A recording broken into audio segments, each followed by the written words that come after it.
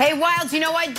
Harden wasn't at practice. 2 words, John Wall. It has been so long since I've seen John Wall play that this hype video, which is probably a mediocre hype video, made him look fantastic. Like, I am so sucked into John Wall. Look at him. He walks slowly, carries the basketball. He's like, he lost weight. He's all fired up. He's healthy. He's running. Look, I'm going to run this way. I'm going to run that. I'm wearing purple shoes. I got my hand. I can dribble. The mid-range jumper, I nailed it. Forget the Trae Young from the logo. He can hit from 3-point. Not an inch beyond it, but just from 3-point range. John Wall is going to be the next big thing. Is it too much to say? Maybe comeback player of the year, maybe defensive player of the year. It's a good take. Comeback player of the year. Maybe first team All-NBA. Maybe MVP. I don't know. James Bradbury, he's been playing so well. Look, we talked about this last week, Jenna. You talked about it. Don't make this guy mad before the game. Obviously, He was mad during the game because his team was still sleepy and they weren't playing great ball. So he took it out on poor James Bradbury. This is the worst thing that can happen as a player. This is like the ultimate man versus man, and you get your head thrown to the turf. Oh, man, this is bad. Great job, DK. You know, I thought we were going to be robbed of an awesome celebration when Cam scores and then does a Euro step. He also gives you a little audio, goes, Euro, and gives you a finger roll layup. Turns out Cam didn't get in. Patriots ball at the 1. Cam goes over the top, so now I'm thinking, oh, maybe it's just the Superman. Nope, go right back at it. James Harden style. Boom, boom, Euro. Also in James Harden news, not showing up to the Rockets practice. What's going on here? Maybe he was supposed to do a normal. He'll be there. Give me a bonus. Get a big birthday party to attend. We're going to see a He'll whole be there. Someone else in town now. Another birthday party. Hey, got to give another 100 grand to somebody. You know what people are thinking about when they watch NFL football these days? Their fantasy teams, maybe. Gambling, sure. Did the hometown team win? Possibly. But what they're really thinking about? What is the committee thinking about? Oh, Nick, you're self-congratulatory because you happen to be a part of the committee. Well, let me give you exhibits A, B, C, and D, please. These are tweets I received this weekend. Can't wait to see where the committee puts the Browns. I would give anything to be a fly on the wall of this week's committee meeting. How's the committee going to react to Baker clicking and Seattle folding? So, announcement for America. Week 16 committee meeting. It's not going to be open to the public, but we are going to hold a drawing for one person to join the committee. It's at an undisclosed location, socially distant, maybe via Zoom. We're going to reveal on a later date how you enter that drawing. Kevin Wilde's ineligible because he works on the show. The new sheriff in town. Why not? Why not? Why not yes to all of it? Let's play a little drawing a blank. Let's start in L.A., where Cam and the Patriots rolled over the Chargers 45-0. New England has won 4 of their last 5 games. Brandon, start with you. The 6-6 Patriots playoff chances are blank. They're real. They did a great job of just holding it tight while things were just falling out of the sky and things were out of control. You know, but I'm still cautious here. You have the Colts, you have the Dolphins, you have the Ravens, you have the Raiders all ahead of you right now. A couple teams on the bubble, a couple people in the hunt, a couple wild card teams ahead of you. You know, you just got to continue to control what you can control. I don't like what I'm seeing from the offensive side. I don't think it's enough.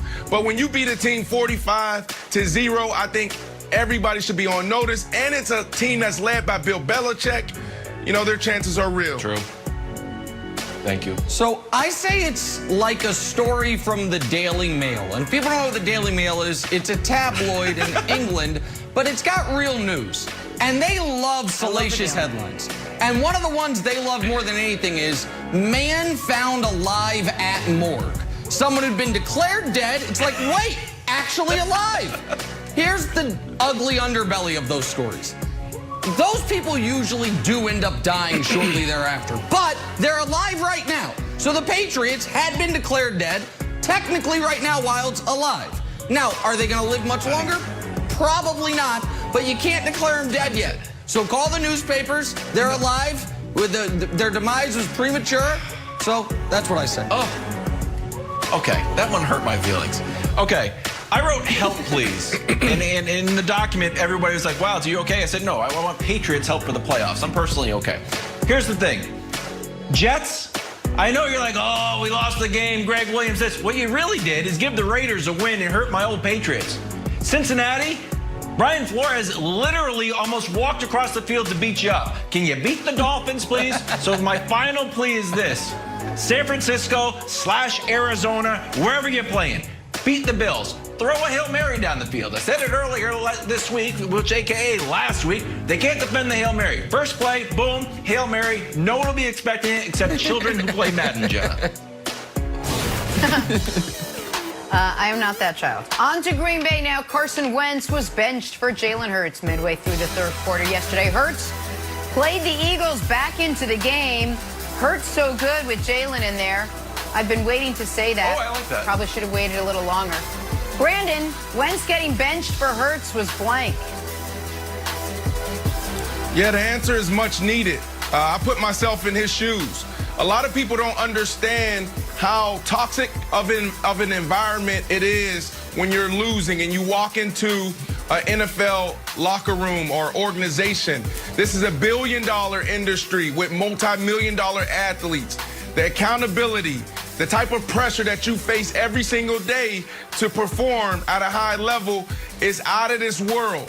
So for Carson Wentz, this is the best thing that could potentially happen. When you don't have to deal with that anymore, walking into the organization and facing your teammates, facing the media, that's hard. When you're playing this bad, your team is playing this bad, there's nowhere to hide. So when you get benched, now it's time for him to take a deep breath and focus on the future. Now, I think I'm one that will stand on the table to think that, just a little bit of time, downtime could potentially fix these issues with the right type of pieces around him. I don't think it's time to move on. I just think they need to regroup. So I think it's intriguing for Frank Wright. Frank Wright, the head coach of the Indianapolis Colts, is the offensive coordinator in Philadelphia in 2017, the only year Carson Wentz has looked like a franchise quarterback. As soon as Frank Reich left, seemingly so did Carson Wentz's ability to lead a team deep into the playoffs, or I understand he got hurt that year, but to double-digit wins. The Colts got a 38-year-old bolo tie-wearing interception machine at quarterback who can't wait to get down to, I think it's Florida, to be an offensive coordinator for high school next year. They know they're going to be in the market for a quarterback. They also know they're too good to draft one.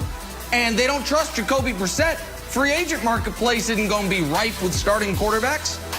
And Philly is going to have to trade Carson if they want to move on from him. They can't cut him.